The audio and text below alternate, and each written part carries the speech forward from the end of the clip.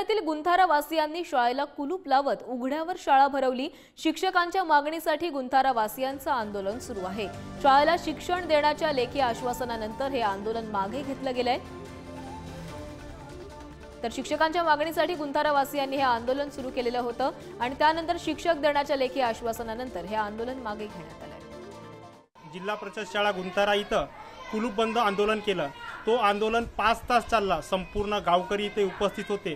बहुसंख्येने 200 ते 300 संख्येने इथं गावकरी उपस्थित होते। इथली पटसंख्या 98 असून या शाळेमध्ये 3च शिक्षक आहेत आणि एका शिक्षकाची आवश्यकता आहे। हा जेव्हा आंदोलन 5 तास चालला, इथं जिल्हा परिषद येथील ईओ आणि पंचायत समितीतील बीओ इथं उपस्थित झाले।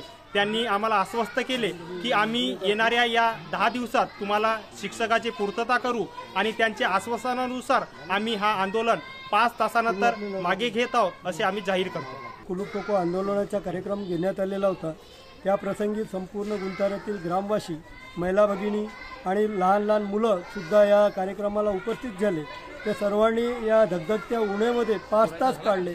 5 तासानंतर झाल्यानंतर आमच्या प्रशासनामधून जिल्हा परिषद सदस्य, पंचायत समिती सदस्य आणि सभापती सुद्धा या ठिकाणी आले आणि ते आल्यानंतर यूओ आणि बीओ हे यांनी येऊन आमच्या मागण्या पूर्ण केल्या।